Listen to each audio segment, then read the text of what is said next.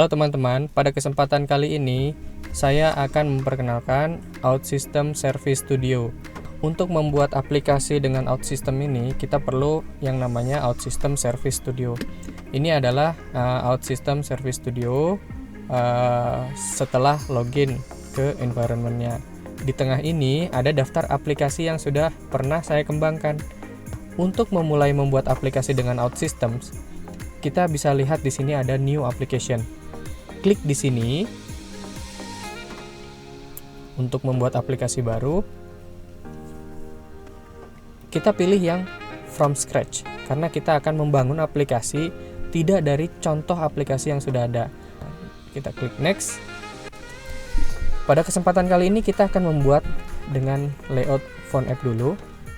Maka dipilih font app, kemudian klik next. Saya akan coba buat aplikasi sederhana untuk mengelola data di gudang.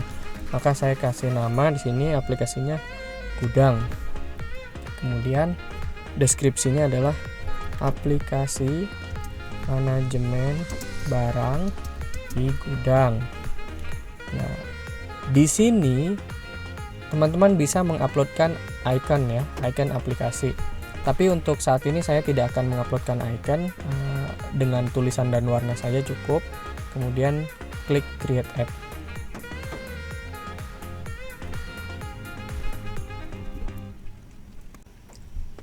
Setelah selesai membuat aplikasi gudang, pada kesempatan kali ini kita hanya akan membuat aplikasi sederhana menggunakan font app, modulnya font app.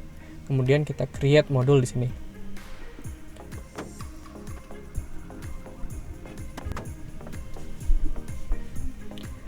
Ini sudah selesai ya proses pembuatan modulnya. Di sini akan saya jelaskan ada beberapa layout yang perlu kita kenal sebelum mengembangkan aplikasi.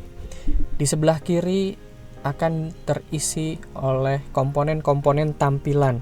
Jadi tampilan aplikasi baik itu berupa tabel, kalender, list data, formulir, akan ada di sebelah sini. Nah, di sebelah kanan itu ada menu lainnya juga, ada proses, ada interface. Untuk membuat halaman, kita bisa klik kanan di main flow, kemudian klik add screen. Kemudian dilanjutkan milih empty dan di sini ketikkan nama screen yang saya harapkan, misalkan barang list, seperti itu. Create.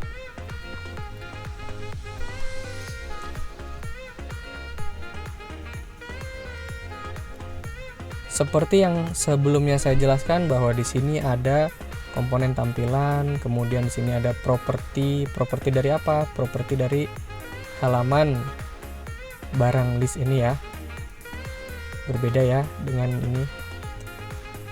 Nah, kemudian di sini ada properti nih. Halaman ini ada roles-nya anonymous dan register. Oke, untuk hal ini adalah terkait dengan OutSystems. OutSystems pada dasarnya sudah memberikan aplikasi yang kita kembangkan di environment OutSystems ini sudah memiliki konsep sign in dan sign up yang disediakan oleh OutSystems. Tapi pada kesempatan kali ini saya tidak akan memanfaatkan itu karena ketika kita menggunakan data pada OutSystem maka datanya akan semakin banyak dan semakin banyak datanya akan mengurangi jumlah space free yang kita miliki. Nah, oleh karena itu supaya si halaman ini bisa dibuka oleh orang lain yang tidak memiliki akun OutSystems, maka kita klik di sini anonymous. Seperti itu. Kemudian kita klik di sini. Contohnya ada title ya, misalkan ini ada list barang.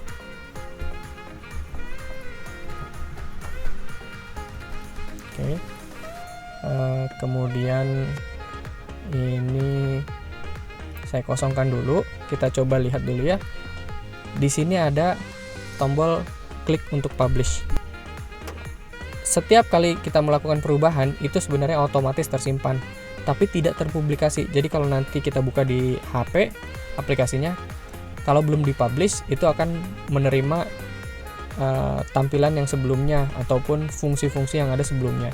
Nah, untuk mempublishnya kita melakukan publikasi, kita cukup dengan klik di sini.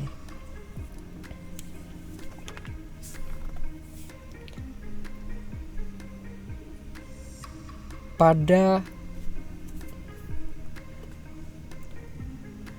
kotak yang di bawah ini tersedia informasi terkait dengan aplikasi yang sedang kita running ya.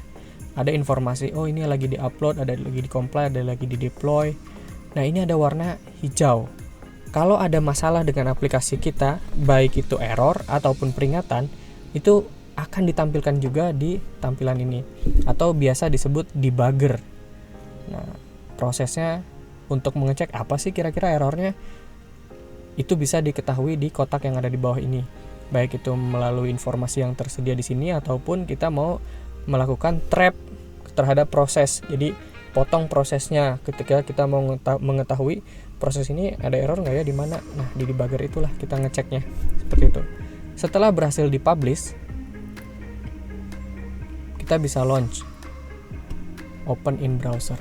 Nah, ini otomatis akan membuka browser untuk menampilkan aplikasi yang kita buat ya.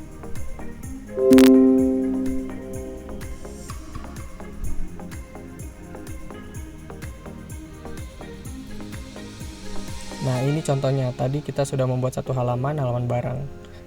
Nah, kalau tidak diklik atau dicentang anonimusnya, maka kita harus login terlebih dahulu. Nah, ini ada halaman login ya. Tapi karena kita klik anonimusnya, maka halaman barang ini bisa diakses tanpa login. Lalu bagaimana kalau kita mau membuat aplikasi dengan login? Nanti kita akan membuat logiknya. Login itu seperti apa sih? Seperti itu. Untuk membuka aplikasi atau aplikasi yang kita buat ini mau terinstall di HP Android. Nah, bagaimana caranya? Kita balik ke menu development. Di sini ada distribute. Kemudian ada pilihan generate Android app. Nah, klik di sini. Maka akan ditampilkan build type-nya debug APK. Nah, ini untuk pengetesan ya. Kalau untuk sebelum dipublikasi ke Play Store, kita biasanya pakai debug mode saja dulu. Nanti kalau sudah mau dibungkus ke Play Store, bisa gunakan release atau Google Play App Bundle. Nah, kita sekarang menggunakan debug. Kemudian app identifier-nya saya akan biarkan seperti ini, tapi kalau mau diganti oleh teman-teman bisa juga seperti itu. Nah, untuk release dan Google Play App Bundle harus disediakan keystore-nya. Kita akan bahas keystore ini di kesempatan yang lainnya. Nah, jika sudah selesai, maka klik generate Android app.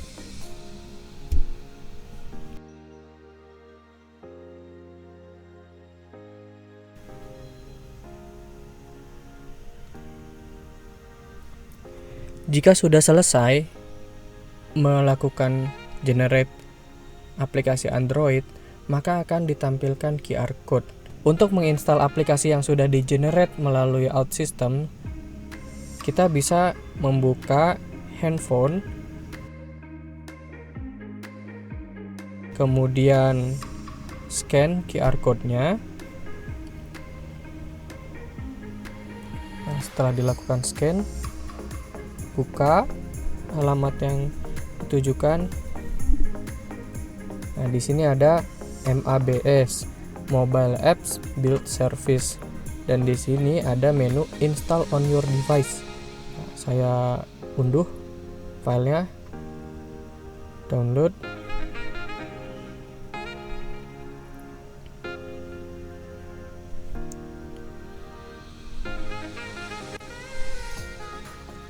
Setelah downloadnya selesai,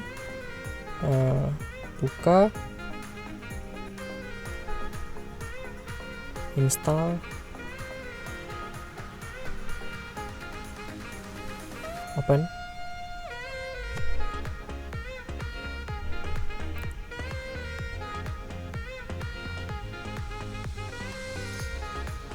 Ya, kita mendapatkan tampilan aplikasi yang sama yang sebelumnya sudah kita lihat pada browser.